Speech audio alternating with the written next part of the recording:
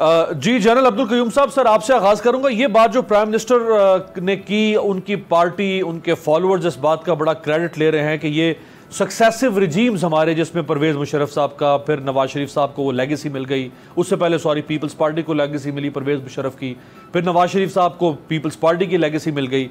तो PTI claim कर रही है कि हमारा स्टांस जो है वो तो आज साबित हो गया जो आज 17-18 साल पहले इमरान खान का स्टांस था। या देखिए, प्राइम मिनिस्टर की स्पीच अच्छी थी, ऑल एनकम्पसिंग, बहुत चीज़ों को उन्होंने टच किया। और ये खुशाइंद बात है कि पार्लियामेंट में आके आप अपने दिल की भड़ास निकालें और चीज़ों को कहें, ताकि कुछ चीज़ें अप्रिशिएट होंगी और कुछ चीज़ों के ऊपर तनकीद होगी, और उसमें भी इस्लाह का एक पहलू होता है।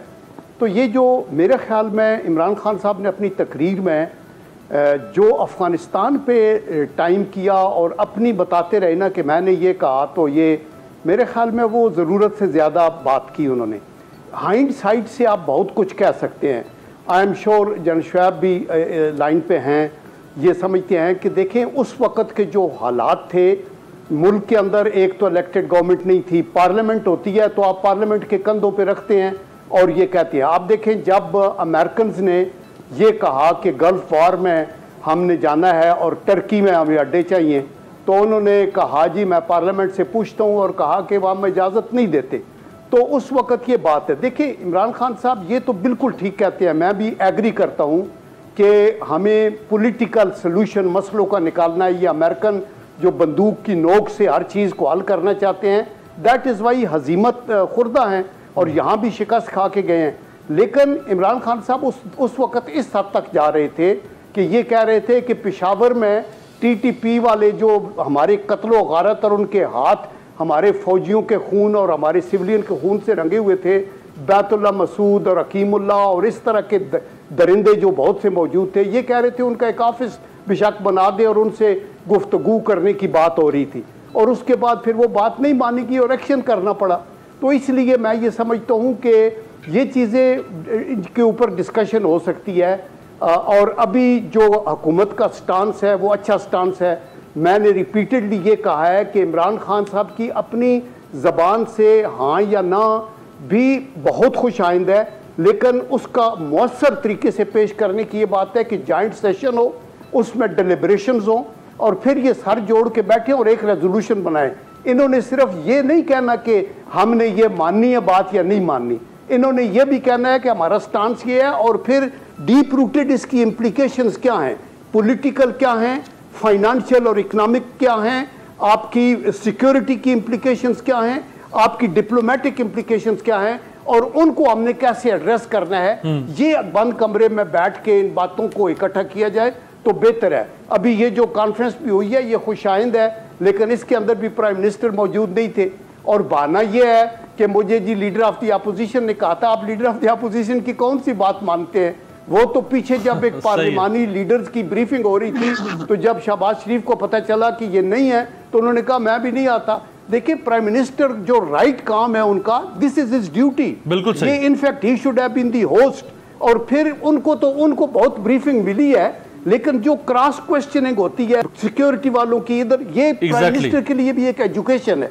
उनको ये सुननी चाहिए थी और उसके बाद आंखों में आंखें डाल के बात करें और अपने व्यू को आगे दे। इस तरह एक बेटर इमेज जाता।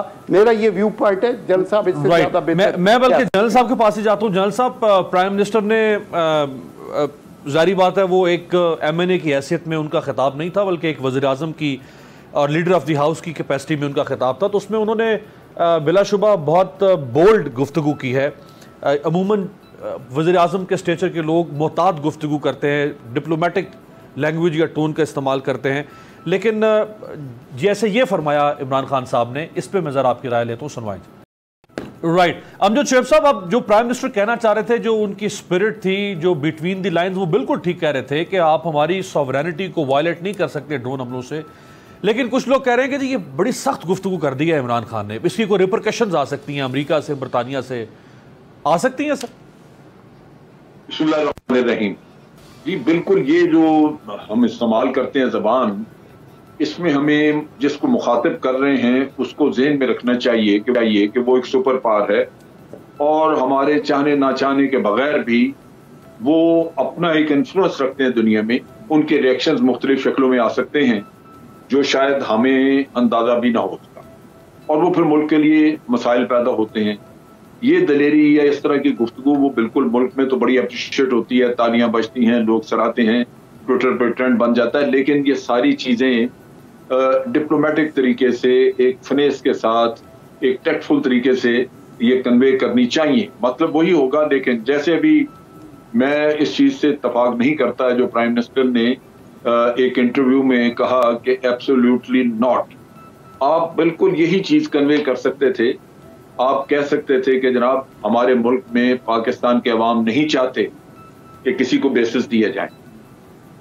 आप अगर ये एब्सोल्युटली नॉट कहते हैं तो इससे आपकी एरोगेंस नजर आती है।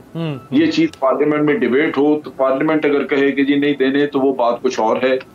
अगर एक इंडिविजुअल, एक लीडर इतने अथॉरिटेटिव तरीके से कहे तो वो उसकी ईगो हर्ट होती है जिसको आप मुखातिब कर रहे हैं। अच्छा जनरल साहब सॉरी फॉर इंटरप्शन। अब ये जो आप बिल्कुल ठीक फरमा रहे हैं आप, लेकिन इमरान खान साहब के बारे में लोग कहते हैं, जो उनके फॉलोअर्स हैं उनको पसंद करते हैं कि जी वो बड़ा साफ गो आदमी है, उसका चूंकि कोई बैगेज नहीं है, वो डरता नहीं है, उसको कोई परवाह नहीं है, लिहाजा जो उसके दिल में आएगा वो कह देता है। अब ये उनकी अपनी एक लोग कहते हैं ये उनकी स्ट्रेंथ है, उनकी पॉजिटिव साइड है। नहीं, ये इस तरह नहीं। देखिए बात ये है, असल चीज क्या है? असल है फैसला। फैसला क्या है? फैसला ये है कि आपने बेसिस नहीं दे। सही है। क्या ये बोल्ड फैसला नहीं है? हाँ, सब लीडर ये फैसला नहीं कर सकेंगे इस तरह का, खास तौर पे जिनके असास से बाहर हैं, जायदादें बाहर हैं, वो बेचारे कुछ न कुछ कंप्रोमाइज होते हैं। कुछ नहीं बल्कि बहुत ज्यादा कंप्रोमाइज होते हैं। वो अमूमन बाहर की कुव्वतों को नाराज नहीं करना चाहेंगे। लेकिन मैं ये समझता हूं कि आज इमरान खान का अपने फैसले से ज्यादा ये हमारा एक नेशनल सेंटिमेंट था। पूरी कौम नहीं चाहती। फिर हमें 70-72 साल का तजर्बा अमेरिका का हुआ और हमने देखा कि हमें वो इस्तेमाल करते हैं और फायदा जो है भारत को पहुंचाते हैं। भारत दहशतगर्दी करे तो उसका नाम नहीं लेते। हमारी तरफ से जरा सा भी कोई वाकया हो या फॉल्स फ्लैग ऑपरेशन हो तो हमारे ऊपर इल्जाम आ जाता है।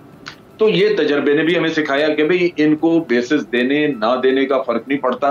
आप बेसिस दे दें तब भी इन्होंने यही कुछ करना है जो भारत के फायदे में होगा और हमारे नुकसान में होगा।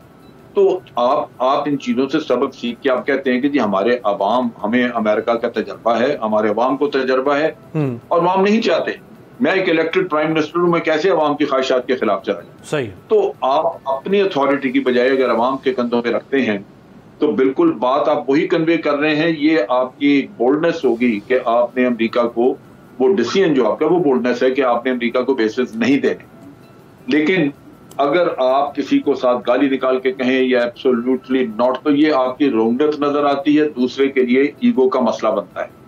वो फिर आपके पीछे लगेगा कहीं न कहीं आपको डसने के लिए, नुकसान पहुंचाने के लिए, जो मेरा ख्याल है मुल्क के लिए मुफीद नहीं होता। अगर आपने मुल्क के मुफाद में कोई चीज सोची और की है तो फिर उसका मुफाद और फायदा पहुंचना चाहिए, रहना चाहिए, बजाय इसके कि कहीं और से नुकसान पहुंच जाए। यानी आप फरमा रहे हैं कि यही बात वज़ीर आज़म कौम के दिल की यही ख्वाहिश मुनासिब लफ्जों में भी कन्वे कर सकते थे। सब्सक्राइब करें और बेल दबाएं ताकि कोई खबर रह न जाए।